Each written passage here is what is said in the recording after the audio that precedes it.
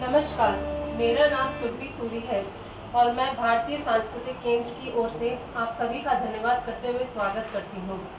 हर वर्ष 14 सितंबर को देश में हिंदी दिवस मनाया जाता है।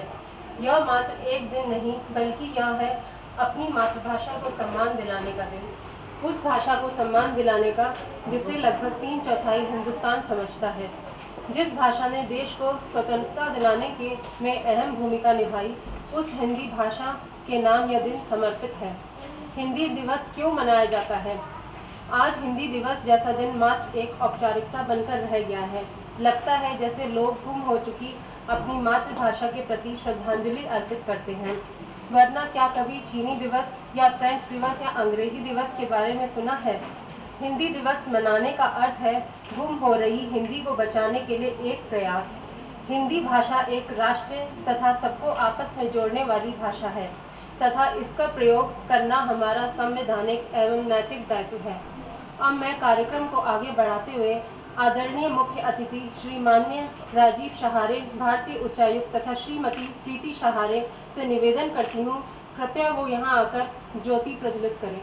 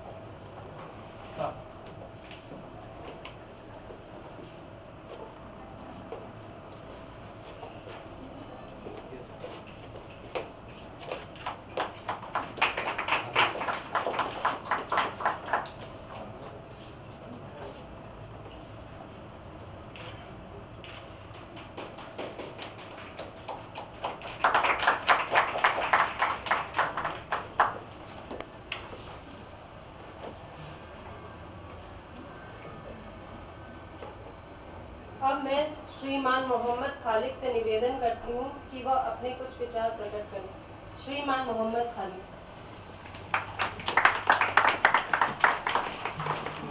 नमस्कार।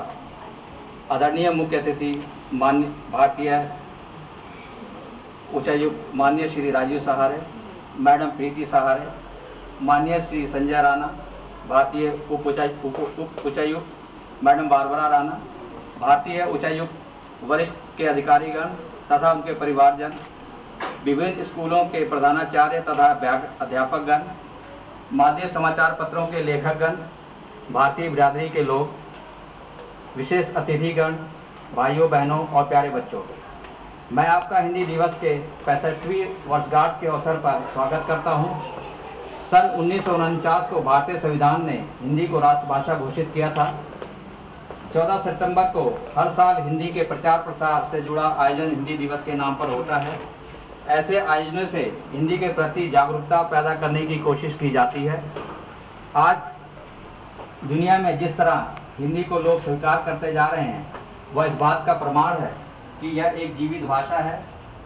हिंदी सिनेमा और टेलीविज़न के हिंदी कार्यक्रमों ने आज ऐसी स्थिति बना दी है कि हिंदी भाषी क्षेत्रों के कलाकार भी हिंदी सीरियलों में काम करना गौरव की बात समझते हैं।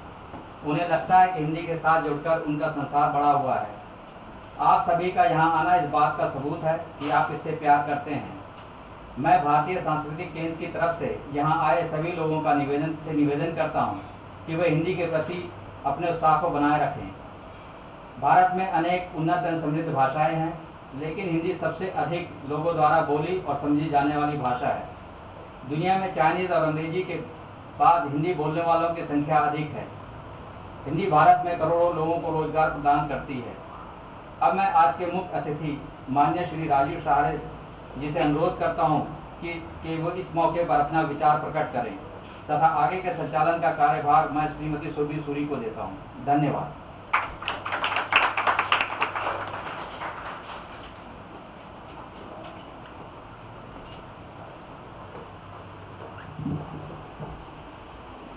भारतीय संस्कृति केंद्र के अध्यक्ष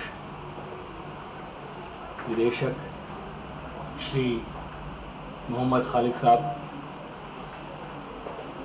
उच्च आयोग के मेरे सहयोगी उच्च आयुक्त तथा श्रीमती राणा,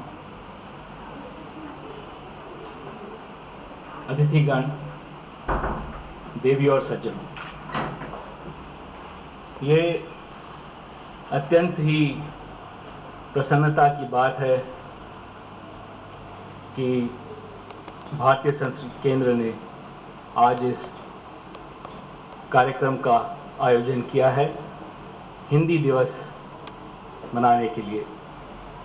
जैसे कि पहले कहा गया है, इसकी स्थापना हिंदी दिवस का जो जन्म हुआ है उसका श्रेय हमारे संविधान को जाता है, जो 14 सितंबर 1949 को ये किया गया था।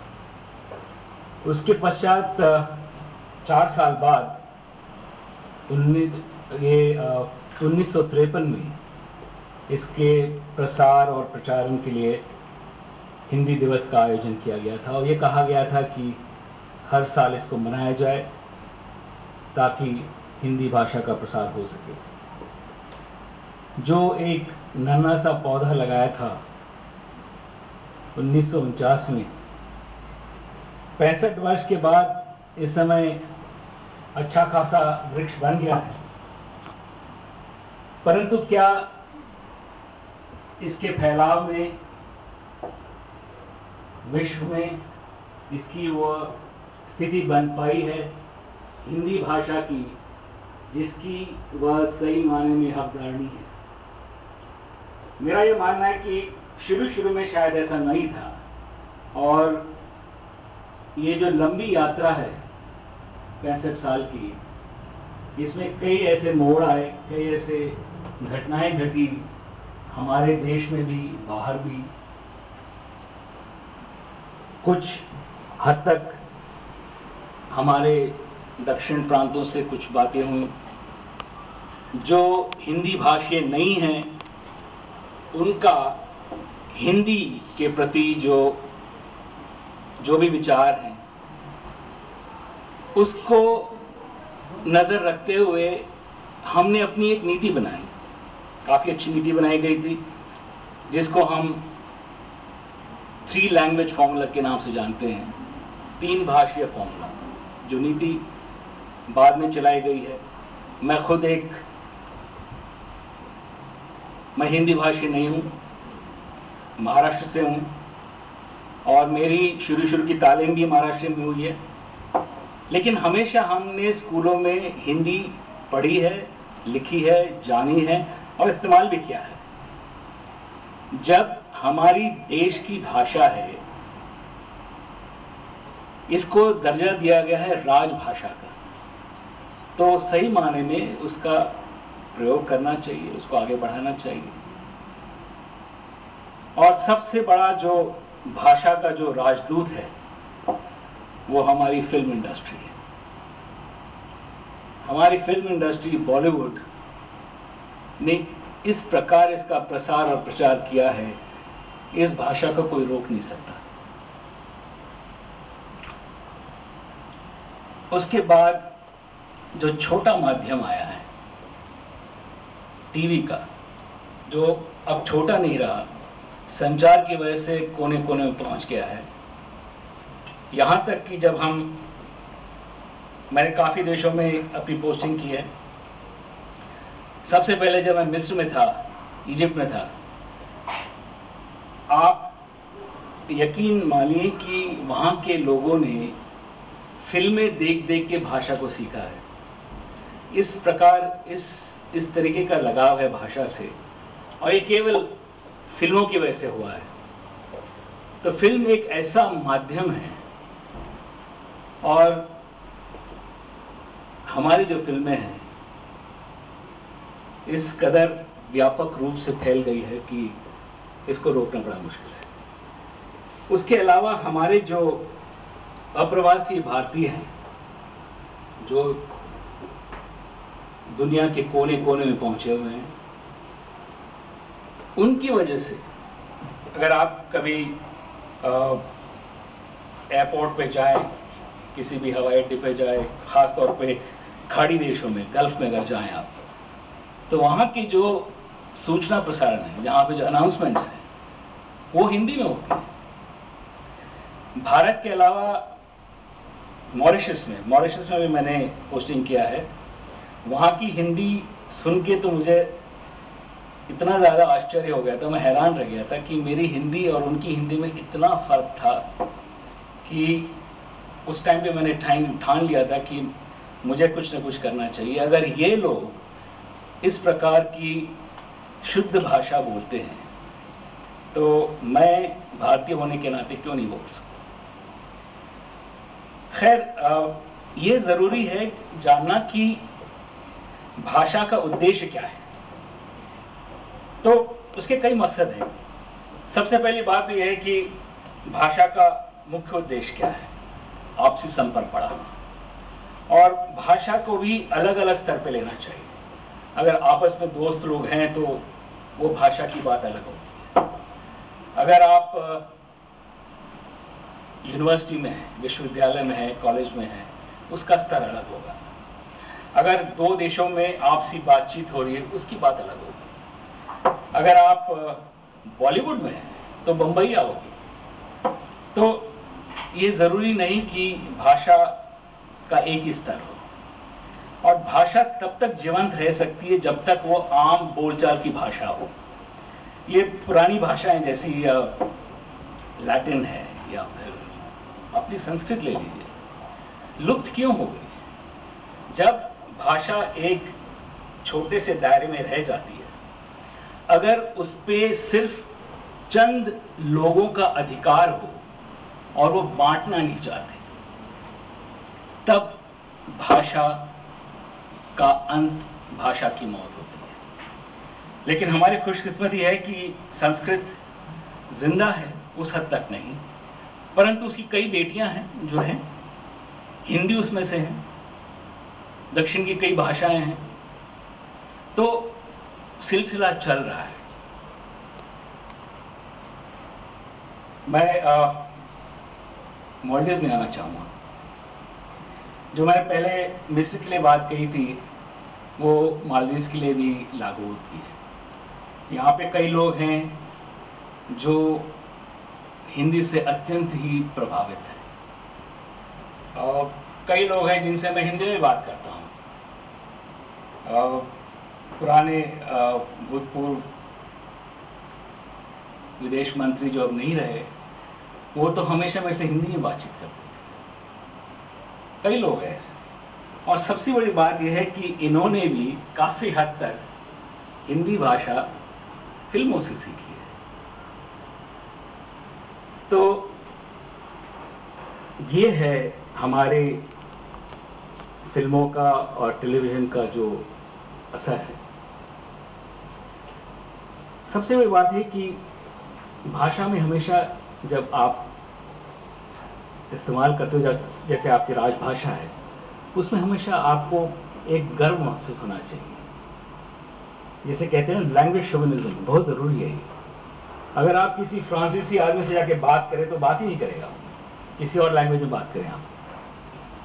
ये नहीं कि उसको अंग्रेजी नहीं आती है, कुछ नहीं आती। मैं ये नहीं कहता कि हमको उनके जैसे बनना चाहिए, लेकिन यह है कि ज़रूरी है कि एक भाषा के प्रति एक लगाव हो, एक ऐसा दृष्टिकोण हो जिससे आप उसको आप इस्तेमाल करते समय गौरवशाली महसूस करें। मुझे बहुत खुशी हो रही है इसे हम बताते हुए कि दरअसल हिंदी दिवस कल है 14 सितंबर, और बड़ा अच्छा कदम उठाया है भारतीय संस्कृति केंद्र ने, जो कल से वो हिंदी की क्लासेस शुरू करने वाले हैं। तो इसके लिए मैं निदेशक साहब को बहुत बहुत बधाई देता हूं। I think this is something great, बहुत अच्छा आपका ये इनिशिएटिव है और आप इसको आगे बढ़ाएं। यही कहना चाहूँगा अंत में कि हमें इसको आगे बढ़ाते रहना चाहिए। आज की तारीख में करीब 150 विश्वविद्यालय में हिंदी का पाठ्यक्रम है। हमें ये ध्यान में रखना चाहिए कि किस तरह से ये हिंदी भाषा का प्रसार हो रहा है और प्रचार हो रहा है। कई बड़े बड़े विद्वान हैं जो अभारतीय, नॉन इंडियंस, जापान से है, एक बेल्जियन है,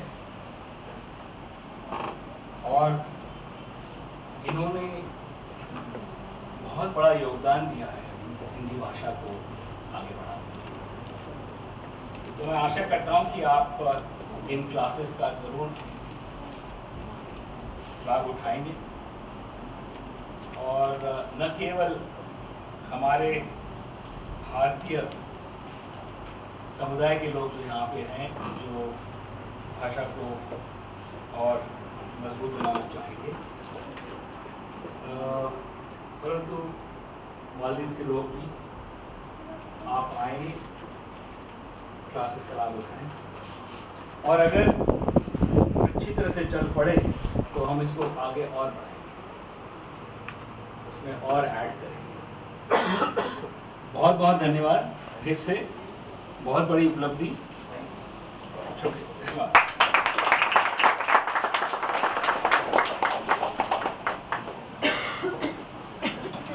धन्यवाद श्री माननीय राजीव सहारे जी। हिंदी दिवस के इस उपलक्ष्य में अब मैं छात्राओं को सामूहिक गान करने के लिए मंच में आमंत्रित करती हूँ।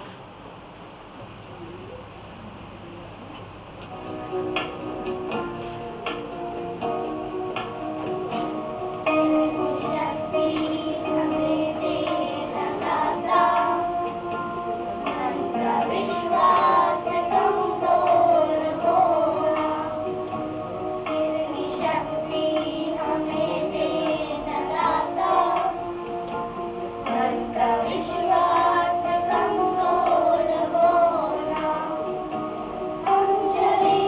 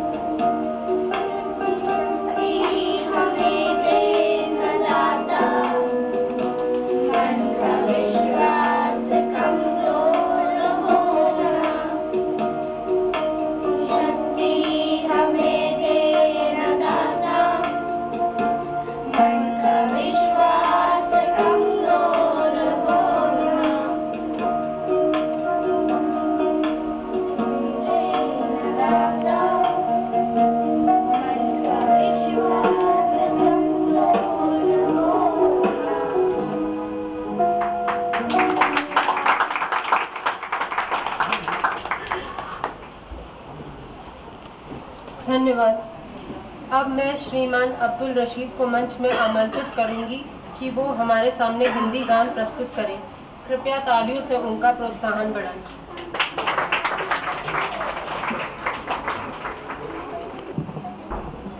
अस्सलाम वालेकुम, मेरा नाम अब्दुल रशीद है। मैं योगा क्लास की तरफ से एक गाना गाना चाहता हूँ।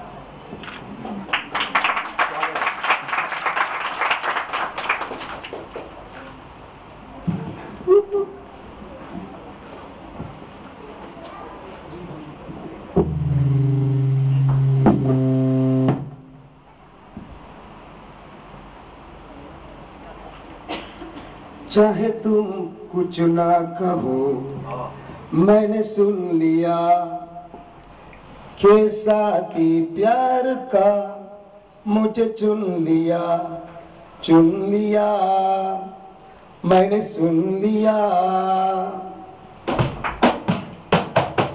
पहला नशा पहला खुमार, नया प्यार में नया इंतजार, कर लो मैं क्या अपना ए दिले बेकरार, मेरे दिले बेकरार, तू ही बता। पहला नशा पहला खुमार, उड़ता ही फिरूं इन हवाओं में कहीं, या मैं जुड़ जाऊं इन गताओं में कहीं। उड़ता ही फिरूं इन हवाओं में कहीं, या मैं जुड़ जाऊं इन गताओं में कहीं। कर कहो यारो क्या करूं क्या नहीं। पहला नशा पहला खुमार, नया प्यार में नया इंतजार, कर लो मैं क्या अपना ए दिले बेकरार, मेरे दिले बेकरार, तू ही बता, तू ही बता, तू ही बता।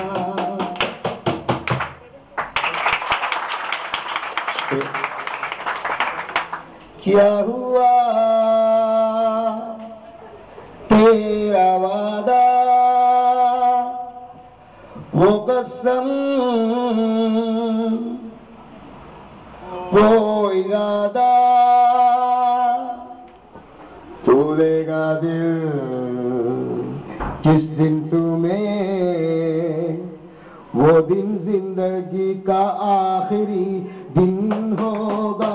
क्या हुआ तेरा वादा, वो कसम वो इरादा, भूलेगा दिल किस दिन तुम्हें, वो दिन जिंदगी का आखिरी दिन होगा।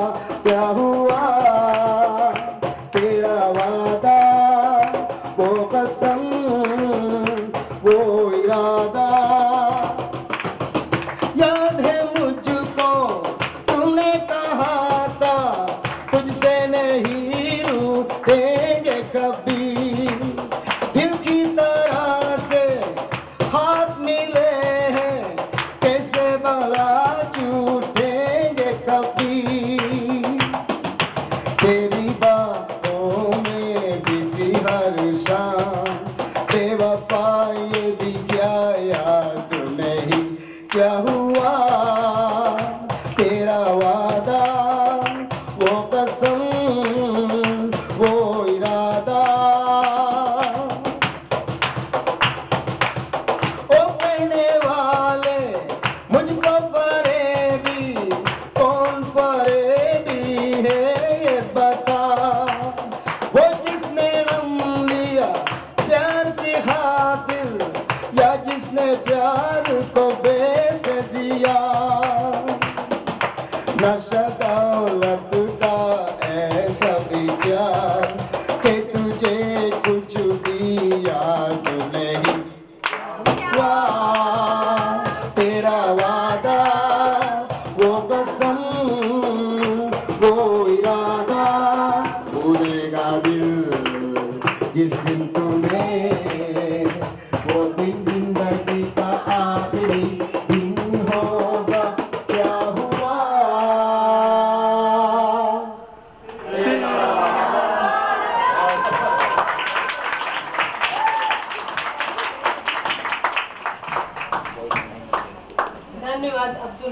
जी। अब मैं कुमारी आयशत ज़मीरा को मंच में आने के लिए आमंत्रित करूंगी कि वह अपने कुछ विचार प्रस्तुत करें। कृपया तालियों से उनका स्वागत करें। आयशत ज़मीरा।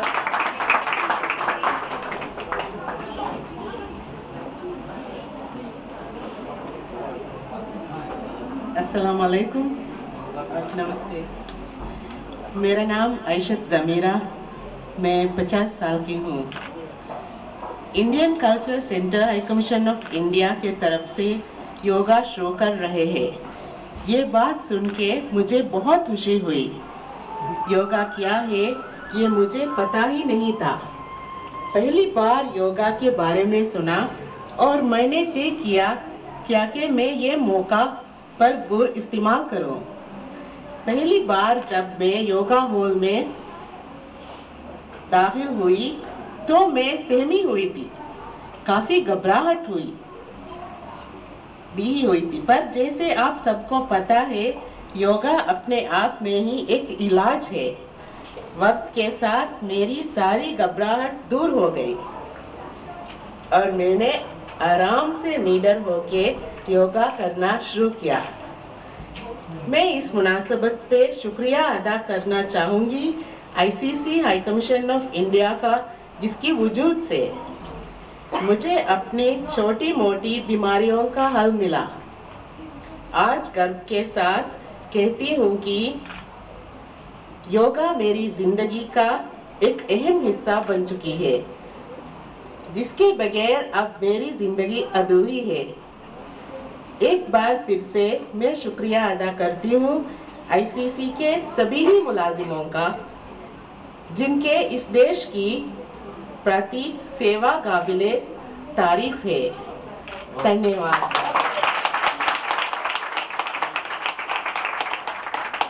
धन्यवाद आयशत ज़मीरा जी। अब मैं छात्र डोयल को कविता प्रस्तुत करने के लिए मंच में आमंत्रित करूंगी।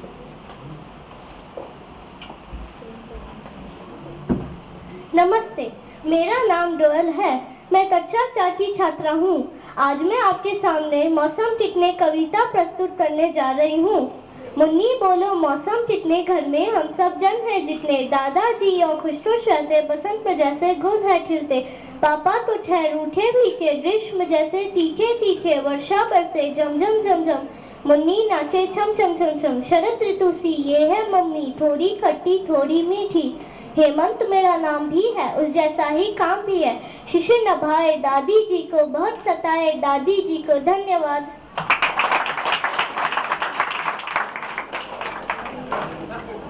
अब मैं देवांशी को मंच में आमंत्रित करूंगी कि वो अपनी कविता प्रस्तुत करें।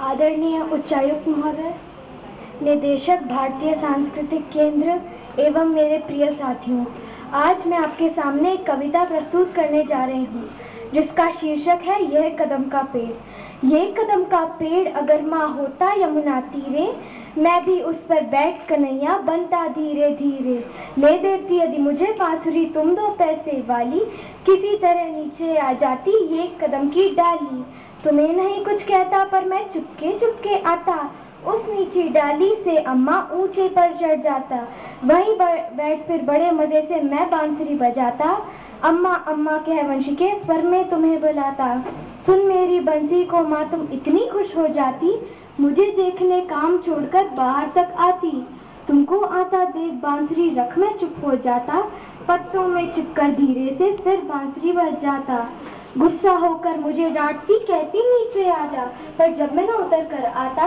हंसकर कहती मुन्ना राजा नीचे आ जा मेरे भैया तुझे मिठाई दूंगी, नए खिलौने माखन मिश्री दूध पिलाई दूंगी, बहुत बुलाने पर भी माँ जब मैं न उतर कर आता, तब माँ का हृदय तुम्हारा बहुत विकल हो जाता, तो माँ जब फैलाकर बैठी वहीं पेड़ के नीचे, ईश्वर से विनती करती बैठी आंखें नीचे, तुमको ध्यान में लगा देख मैं धीरे धीरे आता, तुम्हारे फैले आंचल के नीचे मैं छिप जाता, तुम घबराकर आँख खोलती पर माँ खुश हो जाती, अपने मुन्ने राजा को अपनी ही गोद में पाती, इसी तरह कुछ खेल खेले हम तुम धीरे धीरे, ये कदम का पेड़ अगर माँ होता यमुना तीरे। धन्यवाद।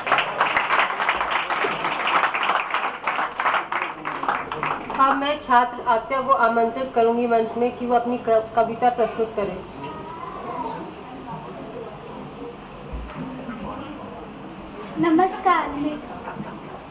नमस्कार, मेरा नाम आत्या है। मैं कक्षा 4 की छात्रा हूँ। आज मैं आपके सामने प्रकृति का संदेश कविता प्रस्तुत करने जा रही हूँ। पर्वत कहता शीश उठा के तुम भी ऊंचे बन जाओ, सागर कहता है लहरा के मन में गहराई लाओ। समझ रहे हो क्या कहती है उठ उठ के तरंग तरंग, भर लो अपने मन में मीठी मीठी मृदुल उमंग। पृथ्वी कहता धैर्य न छोड़ो कितना भी हो सर पे भार, नभ कहता है फैलो इतना ढक लो तुम सारा संसार। धन्यवाद। अब मैं ईशान को मंच में आमंत्रित करूंगी कि वो अपनी कविता प्रस्तुत करें। नमस्कार, मेरा नाम ईशान है और आज मैं एक कविता प्रस्तुत करने जा रहा हूँ जिसका शीर्षक है आरंभ है प्रचंड। आरंभ है प्रचंड बोले मस्तकों की झुंड, आज जंग की घड़ी की तुम गुहार दो। आन बान शानिया की जान का हो दान, आज एक धनुष के बाण पे उतार दो। आरंभ है प्रचंड, मन करे तो प्राण दे, जो मन करे तो प्राण ले, वही तो एक सर्वशक्तिमान है। कृष्ण की पुकार है, ये भागवत का सार है कि युद्ध ही तो वीर का प्रमाण है। कौरवों की भीड़ हो या पांडवों का नीड़ हो, जो लड़ सका है वो ही तो महान है। जीत की हवस नहीं, किसी पे कोई वश नहीं, क्या जिंदगी है ठोकरों पे मार दो। मौत अंत है नहीं तो मौत से भी क्यों डरे, कि जाके आसमान में दहाड़ दो। आरंभ है प्रचंड, वो दया का भाव या कि शौर्य का चुनाव या कि हार का वो घाव, तुम ये सोच लो। या कि पूरे भाल पर जला रहे विजय का लाल लाल ये गुलाल, तुम ये सोच लो।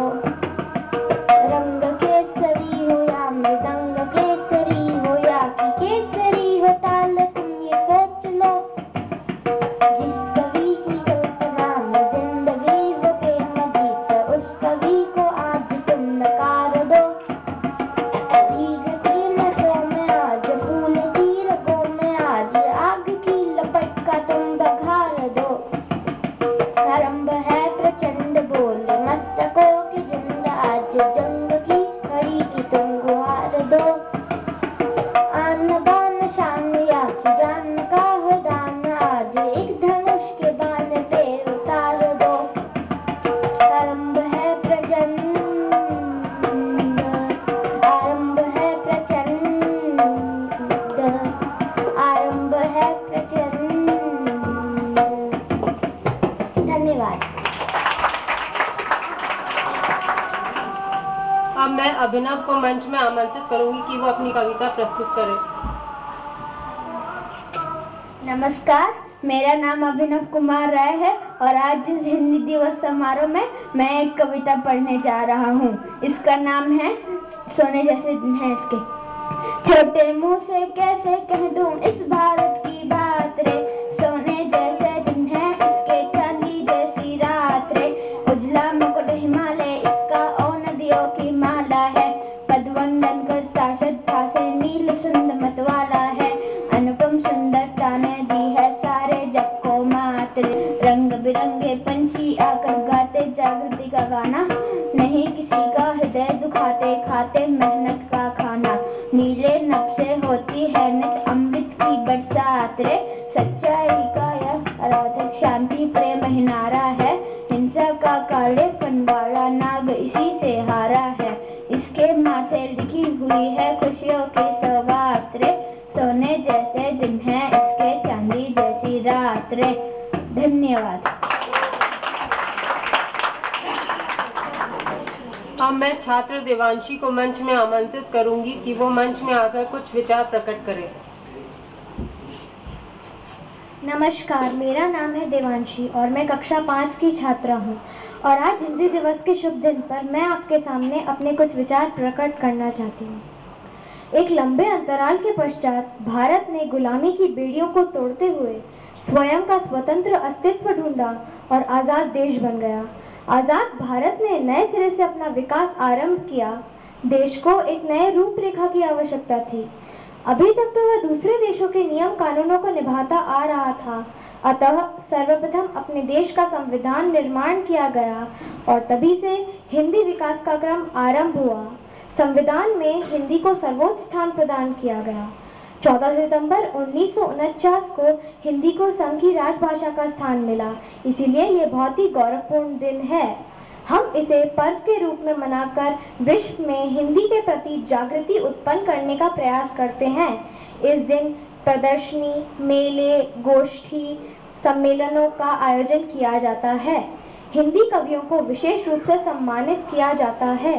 हिंदी आज़ादी के 67 साल गुजर जाने के पश्चात भी अपना सम्मानजनक स्थान नहीं प्राप्त कर पाई है।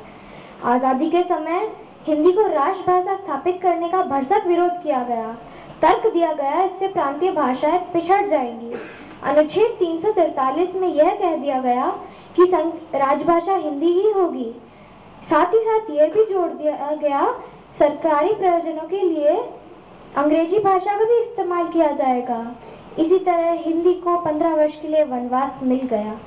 हिंदी के सच्चे सेवकों ने इसका विरोध भी किया। उत्तर और दक्षिण इन दो पार्टों में हिंदी पिसने लगी। आज भी हमारी हिंदी वनवासिनी है। धन्यवाद। अब मैं प्रियांशु को मंच में आमंत्रित करूंगी कि वो अपने कुछ विचार प्रकट करें।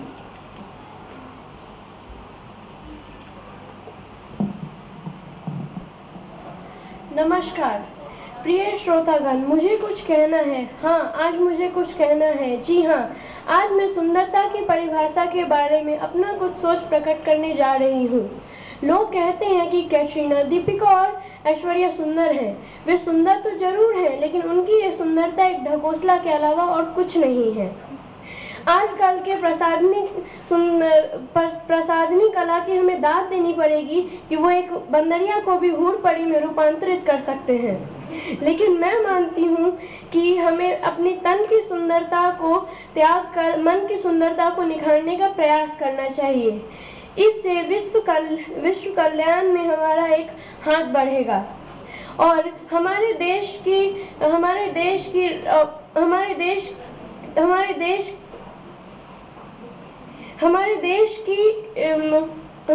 की उन्नति में हमारा एक हाथ बढ़ेगा। मैं इसी आशा से ये कहना चाहती हूँ कि आप कृपया प्रसाधनी कला को त्याग दें और अपने हमारे देश की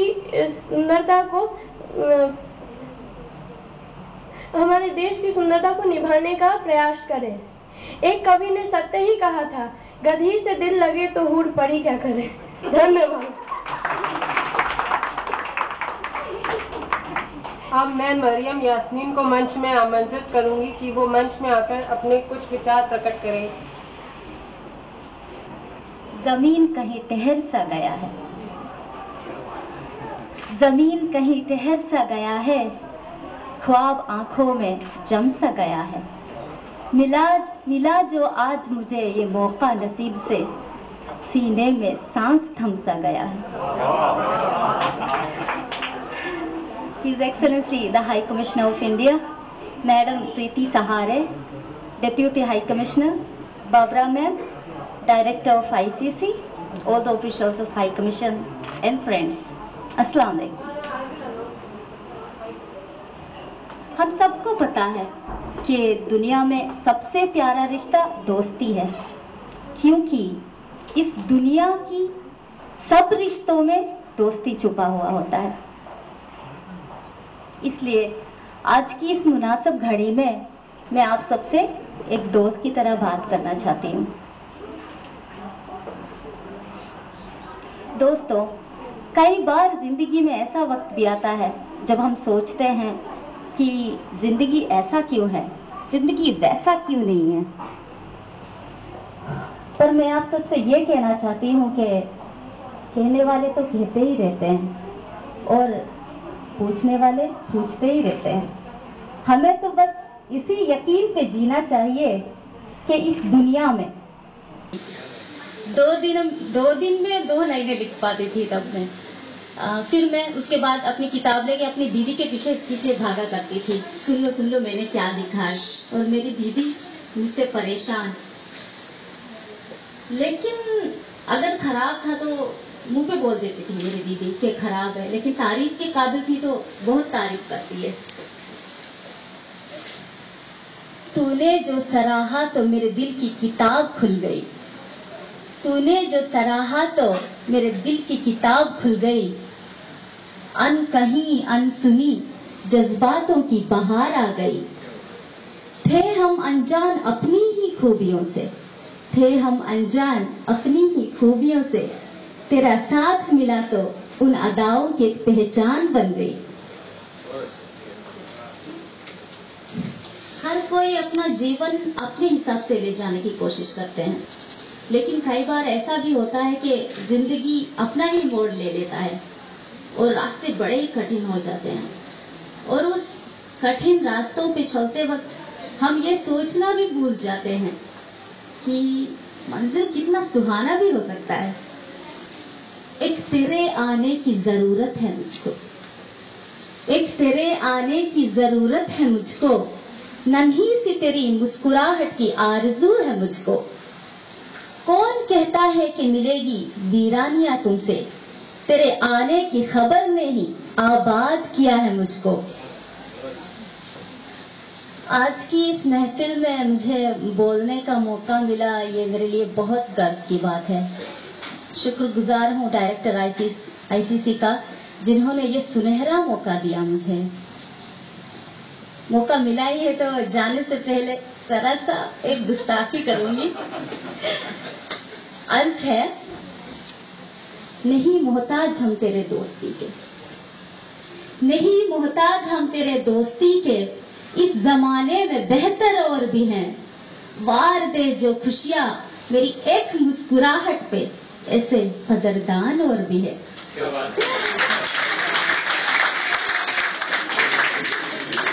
एक्चुअली मैंने कभी जिंदगी में प्रोफेशनली हिंदी लैंग्वेज सीखा नहीं है, तो कहीं अगर कोई ग्रामर मिस्टेक हुई तो माफ कर दीजिएगा।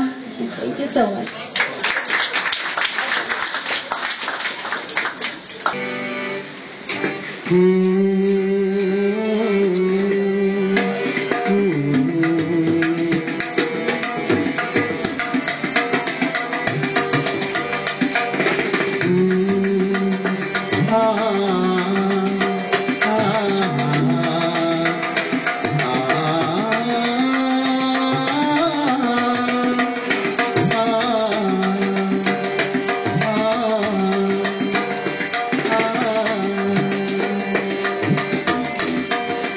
दिल में लहर सी उठी है अभी, दिल में लहर सी उठी है अभी, दिल में लहर सी उठी है अभी।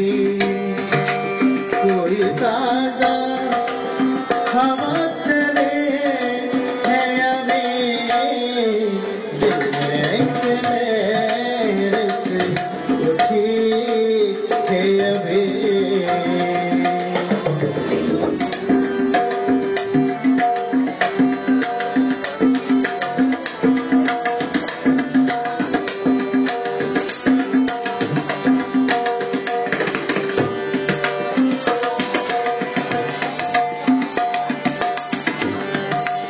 शोर बरमा खाना दिल में,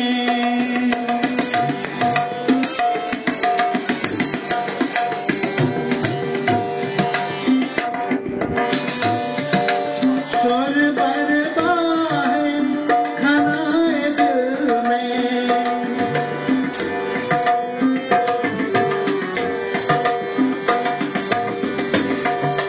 कोई दीवार से गिरी है अभी, कोई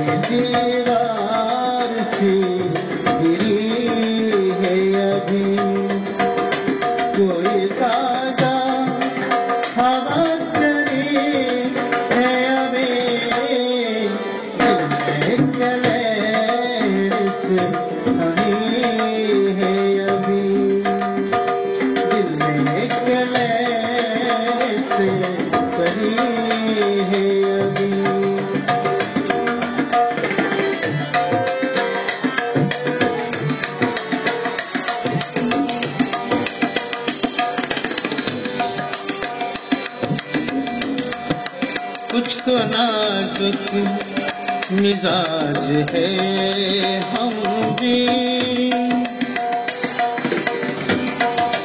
कुछ तो नाजुक मिजाज है हम भी, कुछ तो नाजुक मिजाज है हम भी, और ये चोट भी नहीं है अभी, और ये चोट भी नहीं है अभी, कोई ताजा हवा चली है अभी, दिल में के लहर से उठी है अभी।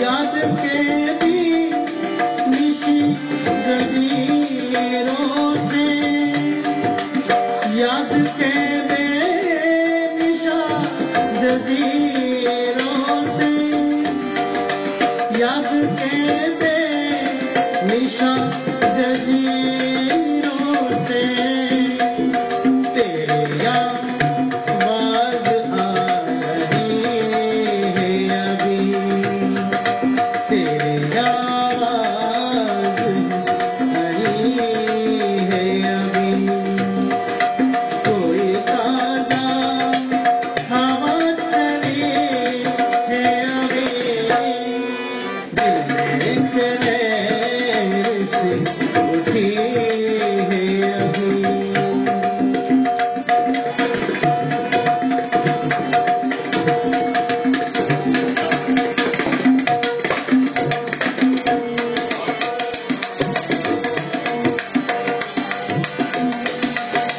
शहर की बेचैरा गलीबों में,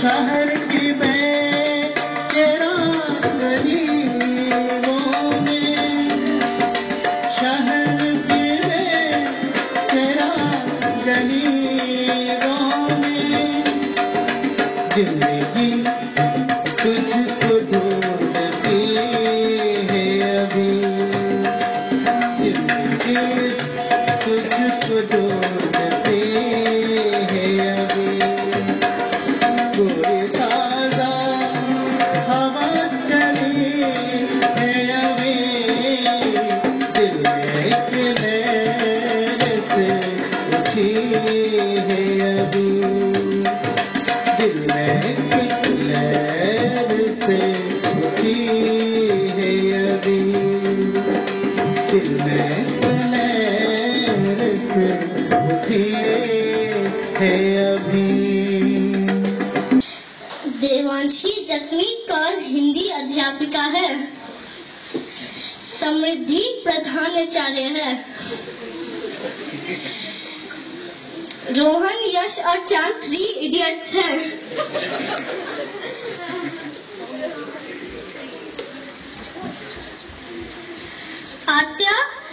आत्या, विवान और विधि 3 अच्छे बच्चे हैं। नाटक का प्रारंभ, मस्ती और हंगामे से भरा कक्षा, हिंदी अध्यापिका का प्रवेश।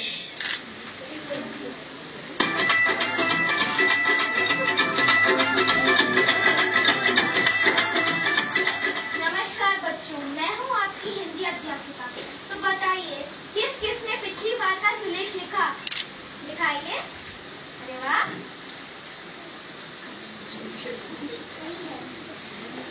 बहुत अच्छे। और आप तीनों का क्या ख्याल है? कौन सा सुलेख लिखा? आपका सुलेख। मैंने पिछली कक्षा में दिया था और मैंने कहा था इस कक्षा में बिस्तर लाना है, कहाँ है? अपनी तो मस्ती की पाठशाला है। मस्ती की पाठशाला? अभी प्रधानाचार्य को बुला के लाती हूँ।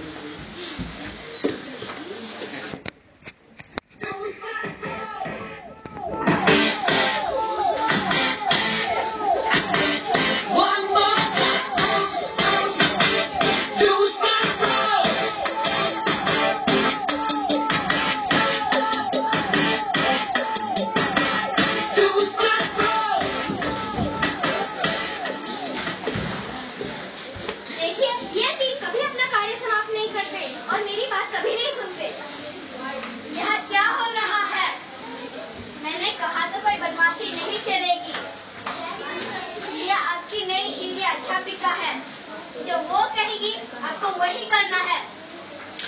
तो बच्चों तुरंत अपनी किताबें निकालिए और सुलेख लिखना शुरू कीजिए।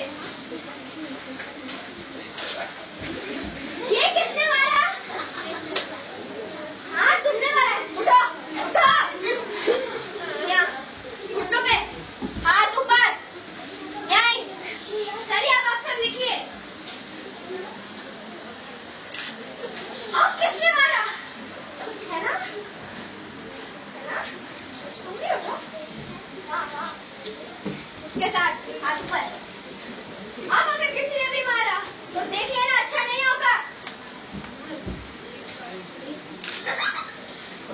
मैंने कहा था ना, ये अगर कोई भी मारेगा। किसने मारा? मैंने कुछ छुआ ही नहीं, उन्हें मारा। वो झूठ कह रहे हैं। अच्छा तुम भी उधर जाओ। अभी फिर से प्रधानाचार्य को बुला के लाती हूँ। जाओ बनाओ, और इस बेड हम नहीं करते हैं। अच्छा नहीं, रुको।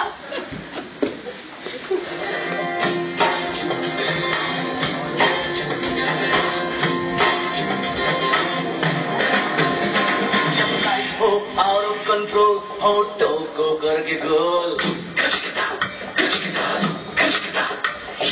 होठों को करके गोल, सीटे पर जाके बोल। लाइफ हो आउट ऑफ कंट्रोल, होठों को मैम इन तीनों से बात कीजिए। यह क्या हो रहा है? मैंने कहा था कोई शैतानी नहीं चलेगी। और चार तुम बहुत शैतान हो। कल मैं आपकी माता पिता से मिलूंगा।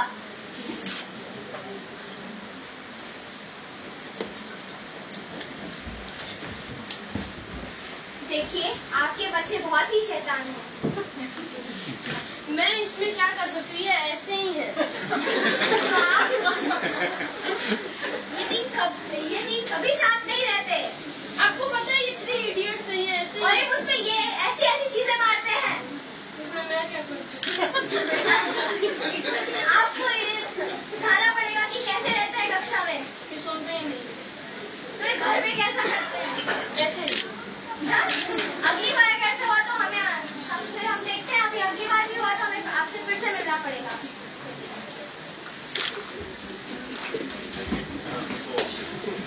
तो बच्चों, क से कबूतर, ख से खरगोश, ग से गमला, ख से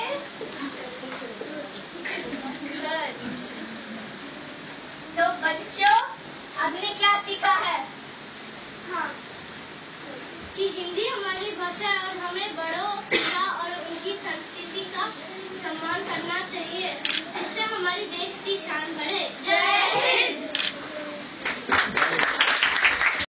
जाती क्यों चिड़िया करती चू चू चू, बोले उड़कर जाती क्यों, दाना लेने जाना है, जाकर वापस आना है, छोटे छोटे बच्चे छोटे उन्हें खिलाना है। चिड़िया करती चू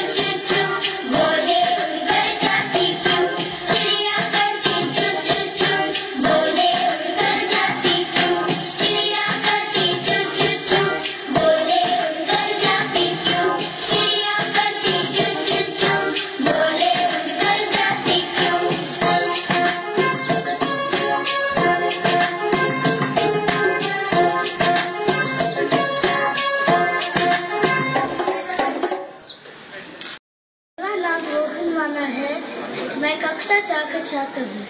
आज मैं एक कहानी प्रस्तुत करने जा रहा हूँ। एक अमीर आदमी था। उसने एक नाव बनवाई। छुट्टी के दिन वह नाव लेकर समुद्र में घूमने निकला।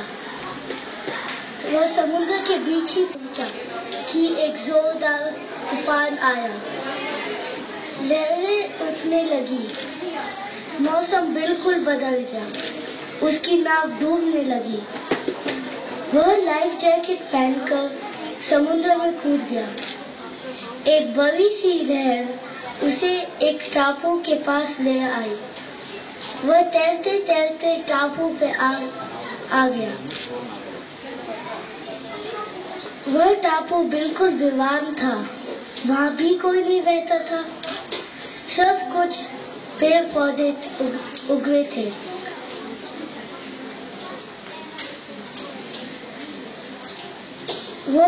वह आदमी भगवान में बहुत विश्वास करता था। तो उसने सोचा कि भगवान ने मुझे मौत से बचाया है तो वो ही आगे का रास्ता बताएगा। बारिश का मौसम भी आ गया। उसे चिंता होने लगी। उसने बारिश और धूप से बचने के लिए एक झोपड़ी बनानी शुरू की। उसने बहुत मेहनत से एक झोपड़ी बनाई। उस रात वह झोपड़ी के अंदर सोने के लिए गया कि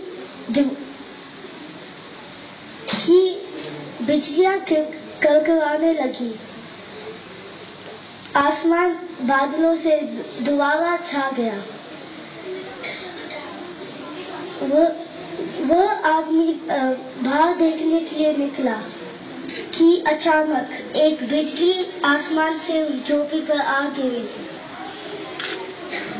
वह आदमी वो पड़ा। वह जमीन पे गिर गया। उसका भगवान से विश्वास उठ गया। वह आसमान की तरफ मुंह कर बोला, "तू भगवान नहीं राक्षस है।" फिर उसने एक छोटी सी नाव उसकी तरफ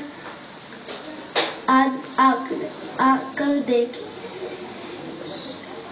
वह कुछ देर में वह नाव उस टापू के पास आई। उस नाव से कुछ आदमी निकले।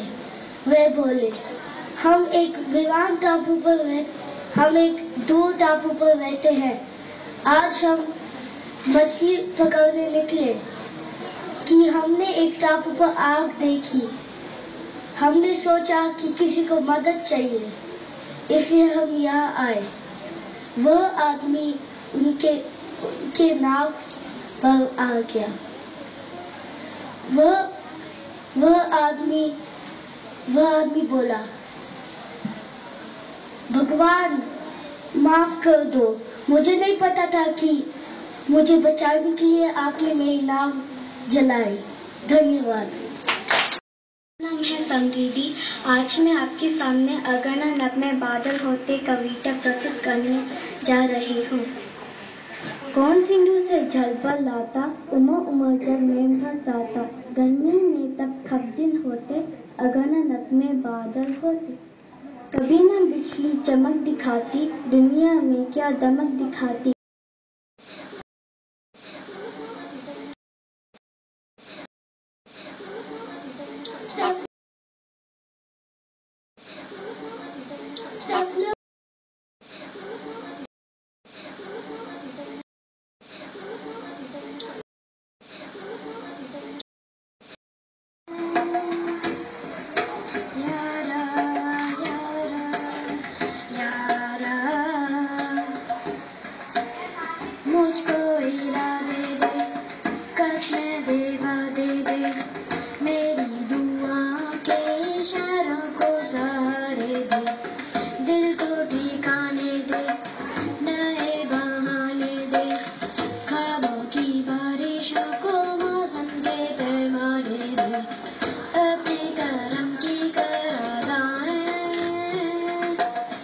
कर दे गड़बी तूने सुन रहा है ना तू, रो रहा हूँ मैं। सुन रहा है ना तू, रो रहा हूँ मैं। मंजिलें रुसवा हैं, खोया है रास्ता, आए ले जाए इतनी सी इल्तिजा, ये मेरी समा